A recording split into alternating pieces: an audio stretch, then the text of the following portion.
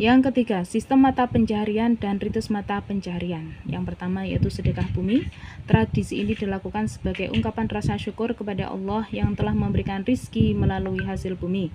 Pada upacara sedekah bumi di Cirebon, masyarakat melakukan berbagai rangkaian kegiatan yang melibatkan berbagai elemen termasuk tokoh adat, pemuka agama, masyarakat setempat. Upacara ini biasanya dilakukan di tempat-tempat suci atau lokasi yang dianggap sakral seperti tempat peribadatan atau sumber mata air. Acara ini biasanya dilakukan dengan cara adanya persembahan dan doa, yaitu masyarakat membawa persembahan bentuk hasil bumi seperti nasi, lauk pauk, sayur mayur, buah-buahan, dan lain sebagainya. Persembahan ini kemudian diberikan kepada sesepuh atau tokoh agama untuk didoakan agar rezeki dan hasil panen selalu berlimpah. Yang selanjutnya yaitu dibacakan wirid dan dzikir, dan yang selanjutnya diadakan tari tradisional.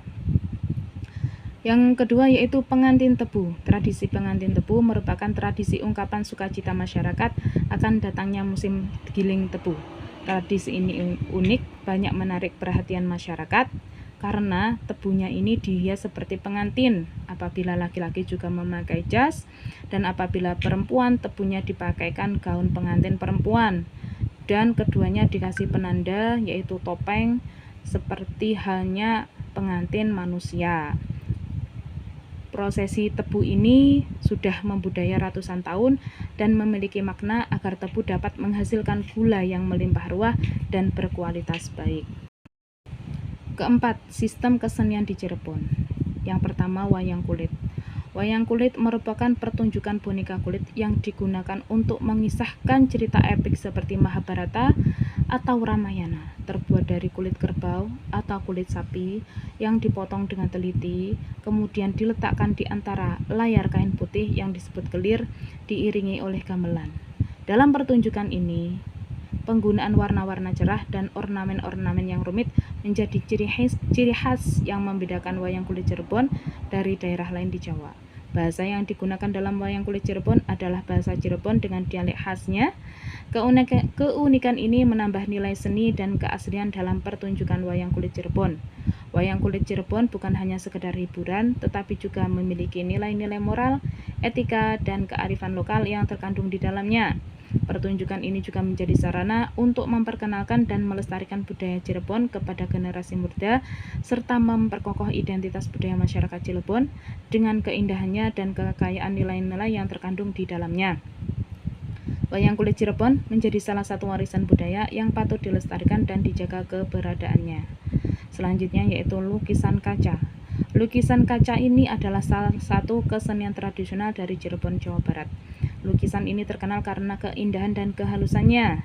Biasanya lukisan kaca Cirebon ini menggambarkan berbagai motif seperti tumbuhan, bunga, hewan, tokoh-tokoh mitologi, dan sebagainya. Kesenian lukisan Cirebon ini awal mulanya berkembang di lingkungan istana karena harga kaca yang mahal yang hanya bisa dibeli oleh orang kaya. Kemudian kesenian ini berkembang disenangi masyarakat umum setelah harga kaca menjadi terjangkau bagi masyarakat umum. Keterkenalan seni lukisan kaca ini terletak pada kesegaran warna dan daya tahan dari kacanya. Asal seni ini diyakini dibawa oleh pedagang Cina pada abad ke-16 ke Cirebon yang tanpa sadar mengajarkan ragam seni pada penduduk pribumi, sehingga timbul gagasan di kalangan perupa seni tradisional untuk membuat gambar di atas kaca dan menirunya. Pengaruh Islam yang disebarkan oleh para wali juga menjadi ciri dari lukisan kaca Cirebon. Bahkan setelah pengaruh Cina, gambar-gambar yang dihasilkan seniman tradisional selalu berhubungan dengan Islam, seperti gambar Ka'bah, masjid, dan kaligrafi, serta berisi ayat-ayat Al-Quran ataupun hadis. Adapun pengaruh cerita wayang yang berasal dari pertunjukan wayang yang diperagakan para wali untuk menyebarkan agama Islam. Kuatnya kepercayaan tokoh wayang yang baik membuat para pengrajin kaca selalu menampilkan tokoh seperti Kresna, Arjuna, Bima, dan Punokawan. Lukisan kaca memiliki simbol dan filosofi yang mendalam, diantaranya yaitu bunga dan tumbuhan yang melambangkan keindahan alam, kehidupan, dan keseimbangan. Tokoh mitologi seringkali menggambarkan seperti Dewi Sri atau Dewi Kunti. Warna dan motif geometris menggunakan warna-warna cerah yang kompleks. Kegelapan dan terang seringkali menggunakan kontras antara gelap dan terang, menggambarkan dualitas kehidupan seperti kebaikan dan kejahatan, keindahan dan kesedihan. Ornamen hiasan lukisan kaca Cirebon sangat terkenal rumit dan indah. Yang kelima yaitu sistem teknologi di Cirebon. Yang pertama, kereta Singo Barong. Seperti namanya, Singo Barong ini mempunyai sejarah yang sangat panjang yang menjadi ikon budaya Cirebon. Desain dan perhiasannya sangat unik dan indah, dihiasi oleh ornamen-ornamen tradisional seperti lukisan ukiran kayu, anyaman bambu, dan kain batik. Kereta ini juga dipenuhi dengan hiasan bunga, butiran mutiara, dan dekorasi yang memukau.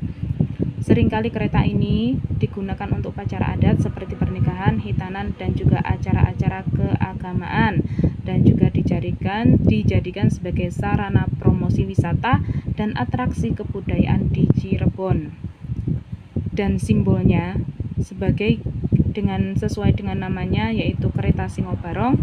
Singo melambangkan bahwa kereta ini mempunyai keberanian dan kekuatan, sedangkan Barong melambangkan kebaikan dan perlindungan. Megamendung mempunyai filosofi setiap manusia harus mampu meredam emosinya dalam situasi dan kondisi apapun. Motif batu cadas atau wadesan mencerminkan eksistensi raja sebagai penguasa jagat kecil dan sebagai wakil Tuhan di dunia. Motif teratai dalam menjalani kehidupan manusia diwajibkan untuk selalu tawakal kepada Allah dan saling mengasihi pada setiap umatnya. Yang selanjutnya yaitu prosesi ritual, yaitu ritual di Keraton Cirebon sangat beragam, memiliki konsep yang bermacam pula. Yang selanjutnya yaitu pedati gede, diciptakan oleh Mbah Kuwu Cirebon atau Pangeran Walasungsang pada abad ke-15 dengan tujuan berdakwah ke pelosok Cirebon dan juga daerah luar Cirebon. Pada saat itu, Pangeran Walasungsang telah membuka pedukuhan di Cirebon. Tidak hanya alat, pedati ini juga merupakan strategi akulturasi budaya pada masyarakat yang menganut agama Hindu dan Buddha. Pedati ini ditarik oleh lembu atau kerbau dan bukan sapi, sebab masyarakat Hindu mengagungkan sapi. Ornamen kilin yang melambangkan panjang umur, kemegahan dan kebijaksanaan adalah khas Buddha menghiasi pedati tersebut. Ada pula lambang burung ponik atau burung hong yang merupakan kebudayaan Cina. Di bagian belakang, Pangeran Walasungsang membawa beduk yang ditabuh untuk mengundang warga. Mereka lalu berebut naik ke pedati. Oleh sebab itu, ukuran pedati sangat besar.